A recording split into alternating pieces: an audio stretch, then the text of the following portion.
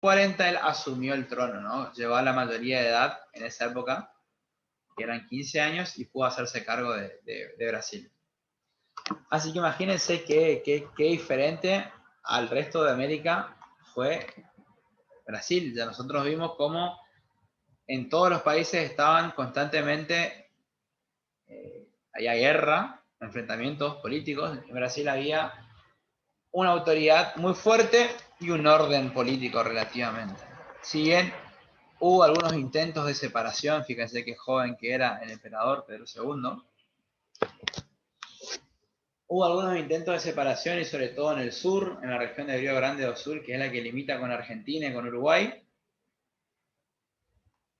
La autoridad, la unión fue restaurada, fue consolidada. Fíjense en este mapa. Es interesante ver que todo esto fueron conflictos o rebeliones internas, por ahí que cuestionaron la autoridad, no del emperador, sino de este consejo que gobernaba en nombre de él. La más importante fue esta, la de los farropos, o en Río Grande do Sul, pero también existieron otras, todas ocurridas durante el periodo que no hubo un emperador, ya que era menor de edad, y gobernaron otros sujetos, no nos vamos a poner a ver exactamente quién era, pero así hablar que una vez que Pedro II asumió su corona y se sofocaron, se terminaron estas rebeliones, comenzó un periodo muy bueno para Brasil, como los años dorados, podríamos decir entre comillas, a partir de 1850 en adelante, en el cual la autoridad política y la unión estaba consolidada, confirmada. La economía comenzó a repuntar, siempre basándose en actividades donde los esclavos eran muy importantes, como la extracción de azúcar, la extracción del café. Y a este hay que agregarle la expansión hacia el sur, hacia las tierras de los estados de Santa Catarina y Río Grande do Sul, que son, vuelvo a insistir, los que limitan con Argentina y Uruguay. Una expansión que va a ser muy provechosa, muy beneficiosa, sobre todo porque eran zonas aptas para la cría de ganado. Y de esa forma van a empezar a competir o a compartir mercados con Argentina y con Uruguay. Así que bueno, fíjense que incluso Brasil, obviamente, comenzó a tener, o siempre tuvo una importancia política muy importante. Ya el año que viene vamos a estudiar la guerra de la Triple Alianza. Pero ya fíjense, un poco relacionando con la otra materia, al momento en que Rosas fue derrotado por una gran coalición que, si bien a la cabeza estaba Urquiza, recibió apoyos de todos lados, también estuvo allí el Imperio brasileño, aportando tropas e incluso hay como una anécdota o una historia en la cual tropas brasileñas llegaron a desfilar en Buenos Aires, ¿no? Que en esa época era como todo un acontecimiento para demostrar, como para dar un mensaje de quién era el país más fuerte, al menos de Sudamérica, el Imperio brasileño. Así que bueno, eso así de manera muy rápida, como les dije, vamos a dar un pantallazo de cada país. En el caso de Brasil. Otro de los países más importantes de Latinoamérica, sin duda, es México. Que si recuerdan cómo fue la independencia de México, esta fue llevada adelante de manera más tardía, en la década de 1820. Fue una independencia desde arriba, podríamos decir, en la cual muchas de las élites mexicanas y también mucha de la aristocracia española que allí vivía estuvo a favor de independizarse de España,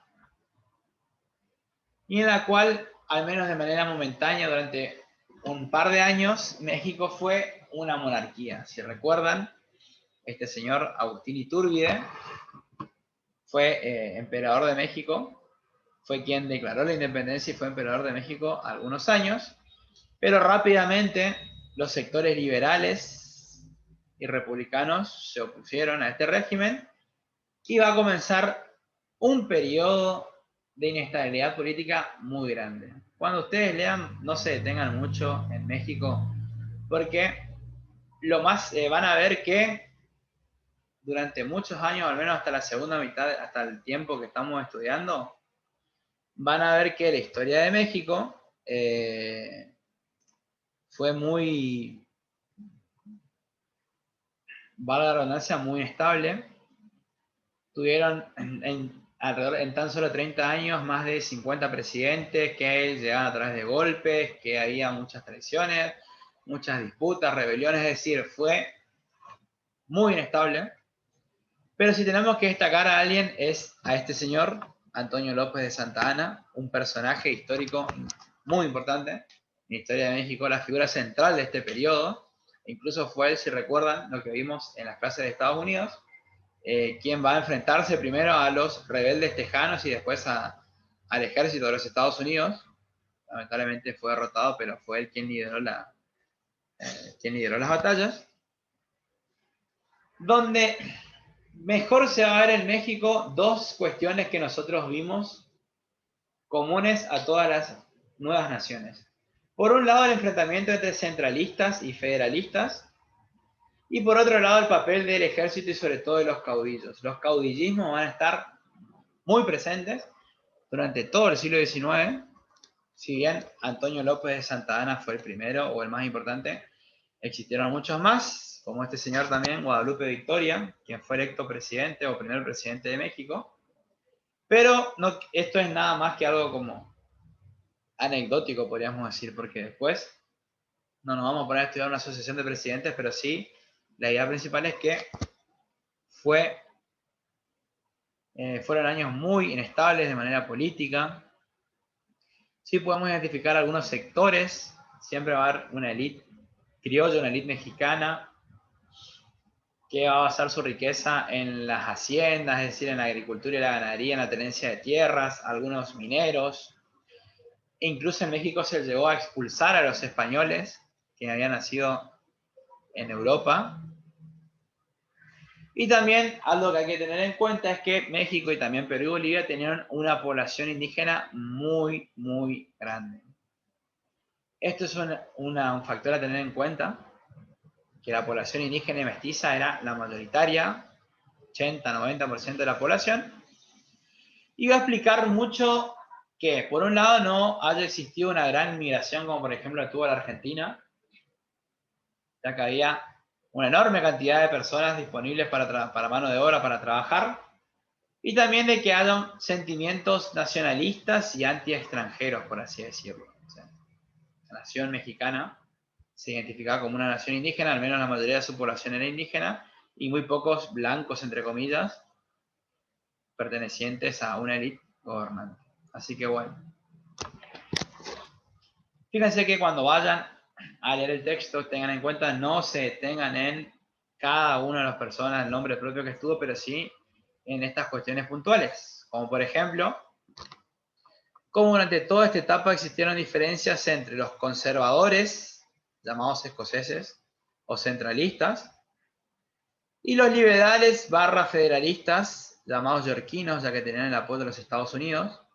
Vuelvo a insistir, nada más es igual, o esto equivale a un enfrentamiento entre centralistas y federalistas, así como pasó acá en la Argentina. ¿Qué hay que tener en cuenta? Como les dije, el papel del ejército y los caudillos, y también el de la iglesia. La iglesia en México, si bien en toda América Latina siempre tuvo un papel muy importante, recuerden, México y Perú fueron los dos bastiones más importantes de la colonia española. Fueron los lugares donde llegaron la mayor cantidad de españoles, donde funcionaban las capitales de los virreinatos, México y Lima, donde más arraigada estaba la tradición o la herencia española, esta herencia católica que era muy difícil de combatir, y la iglesia era muy poderosa, tenía muchos privilegios, sobre todo muchos privilegios económicos, por lo cual los gobiernos van a tener que enfrentarse constantemente hacia ella en esta separación de iglesia y Estado, ¿no? Así que bueno. Fíjense, como les dije, los conservadores apoyados siempre en la iglesia, los liberales en los sectores populares, en la élite criolla mexicana, siempre el papel de Antonio Santa Anna va a ser muy importante. Y de esta forma llegamos a mediados del siglo XIX. A partir de la década del 50 en adelante, México va a vivir un proceso de reformas muy importantes, de reformas liberales, pero todo eso lo vamos a ver el año que viene. Ahora me conformo con llegar hasta mediados del siglo XIX, en el cual, como pueden ver allí, Para el año 1848 México había perdido Texas, había perdido casi la mitad de su territorio en manos de los Estados Unidos, como ya vimos. Tenía una serie de conflictos indígenas o guerra de castas, como dice allí, en las zonas de Yucatán y del sur, es decir, zonas donde había o todavía hay una gran población maya y que obviamente estaban allí residiendo. Y como saldo, fíjense que del año 1821 a 1860 México tuvo al menos 50 presidentes, lo cual nos muestra la enorme inestabilidad política que hubo y por lo cual hay que estudiar los sectores, las ideas, las ideologías, más que caso por caso, o sea, persona por persona. Ahí no hubo un Rosas que estuvo 20 años en el poder, sino todo lo contrario. Bien, fíjense, esta es la región de, toda esta región sur, Yucatán, Quintana Roo, Camboya, zona indígena, que incluso estuvo a punto también de perder ese territorio de México, pero bueno, pudo conservarlo. Y por último, y con esto voy a terminar, tenemos las regiones de Perú y Bolivia. Si ustedes recuerdan, Perú y el Alto Perú, que hoy en día el Alto Perú, que hoy en día es Bolivia, fueron regiones históricas, ¿no? Del virreinato, en las cuales también estas dos naciones, estos dos países van a compartir las mismas características que el resto: inestabilidad política y estancamiento económico. Si ustedes recuerdan, la minería era la actividad más importante, sobre todo en el Alto Perú, las minas de Potosí, todo eso entró en crisis, se volvieron a niveles de producción muy, muy antiguos, de época de la colonia. Allí, en las reformas liberales, es decir, las reformas que trajo el liberalismo político, como por ejemplo la igualdad ante la ley, el fin de los tributos indígenas, de las formas de trabajo, golpearon fuerte la economía porque recuerden cómo la actividad minera estaba basada en la mita y el yanaconazgo, por ejemplo. Y bueno, con el fin de todo eso, todo eso trajo acarreada crisis económicas, ¿no? Así que bueno, esto es un poco lo que nosotros habíamos visto en la clase pasada, en cómo había que asimilar, convertir, tratar de cambiar la costumbre y la forma de pensar de gente que históricamente vivió como súbdito a una corona y ahora de repente eran ciudadanos, ¿no? Así que bueno. Ustedes también saben que en el caso de Perú y Bolivia, o todo